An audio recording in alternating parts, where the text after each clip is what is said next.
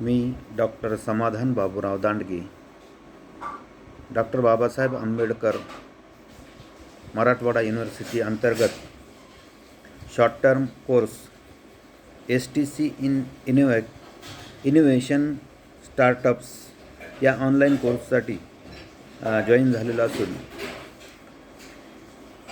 यामधील प्रात्यक्षिक भाग म्हणून सूक्ष्म मायक्रो टीचिंग यामध्ये मी शालेय आरोग्य शिक्षण आणि क्रीडा शिक्षण या विषयावर भाष्य करणार आहे.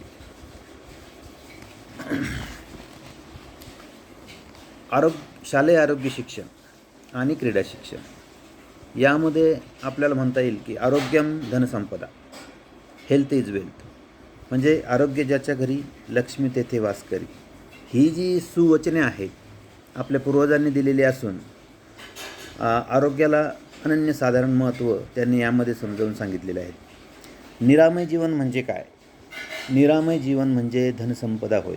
माणसाची जीवनामधील सर्व धडपड सुखी आयुष्य जगण्यासाठी धनप्राप्तीकडे केंद्रित झालेली असते. अशी धनप्राप्ती सर्वांगीण आरोग्यामुळे प्राप्त होते. हे जीवनसत्व आहे. आरोग्य हे सुखी जीवनाची गुरुकिल्ली मानली जाते. संयुक्त राष्ट्र युनो संघ आणि जागतिक आरोग्य संघटना WHO यांनी आरोग्य संपादन हा माणसाचा मूलभूत हक्क असल्याचे म्हटले आहे. जागतिक आरोग्य संघटनेने आरोग्याचा व्यापक व सर्वसमावेशक दृष्टिकोनातून माणसाचे शरीर व मन आणि परिसर या घटकांना प्राधान्य दिले. प्रचलित योग हे ज्ञान, कौशल्य व गुण क्षेत्रे ही आहेत. शालेय शिक्षण म्हणजे या 3 गुणवैशिष्ट्यावर विद्यार्थ्यामध्ये विकास करणे होय. यासाठी विद्यार्थ्यामध्ये आरोग्य शिक्षणाचे ज्ञान, त्याबाबतची वृत्ती आणि वर्तन याबाबत जागरूकता निर्माण करण्याची गरज आहे. भारतामध्ये 1909 पासून शालेय आरोग्य या विषयाचे विद्यार्थ्यांना ज्ञान देण्याची, त्याबाबत त्यांची वृत्ती विकसित करण्याची आणि योग्य ते वर्तन बदल घडवून आणण्याची उपक्रमात सुरुवात झालेली आहे.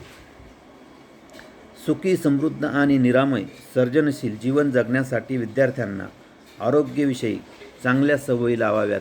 हे शालेय आरोग्य स्तरावर आरोग्य शिक्षणाचे ध्येय निश्चित करण्यात आलेले आहे. शालेय आरोग्य शिक्षणाची आपल्याला जर व्याख्या व संबोध किंवा एखाद्या रोगाचा अभाव किंवा शारीरिक कमजोरपणा म्हणजे आरोग्य नसून व्यक्तीचे शारीरिक, मानसिक व सामाजिक स्वास्थ्य म्हणजे आरोग्य, असे आरोग्याची आपल्याला सर्वसाधारण व्याख्या करता येईल. या व्याख्यामध्ये व्यक्तीचे आरोग्य 3 घटकामध्ये स्पष्ट होतात. तो म्हणजे शारीरिक आरोग्य, मानसिक आरोग्य आणि सामाजिक आरोग्य. व्यक्तीची नैसर्गिक निरामय शारीरिक क्षमता म्हणजे व्यक्तींचे शारीरिक आरोग्य होय. शारीरिक संस्था म्हणजे आरोग्य, अशा आरोग्याची व्याख्या महात्मा गांधींनी केली आहे. आरोग्य शिक्षण म्हणजे आरोग्य अबाधित राखण्यासाठी शिक्षणाचे उपयोजन, अशी व्याख्यासुद्धा शिक्षणशास्त्राच्या शब्दकोशामध्ये आपल्याला आढळून येते.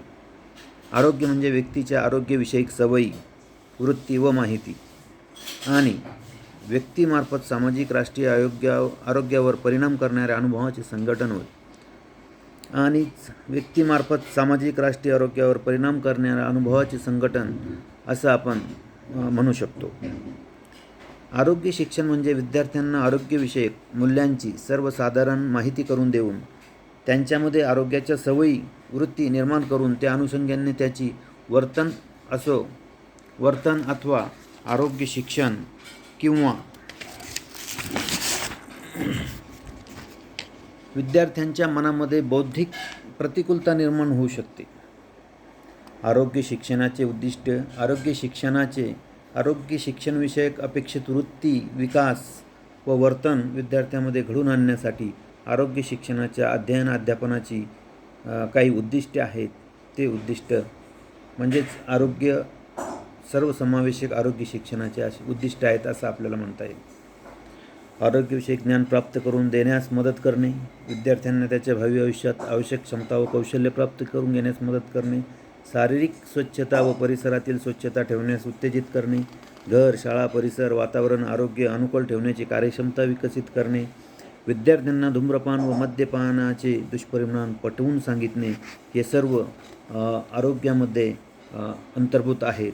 म्हणूनच आरोग्य शिक्षणाला खूप खूप महत्त्व आहे आणि शालेय स्तरावर सुद्धा खूप असं महत्त्व त्याला प्राप्त झालेलं आहे.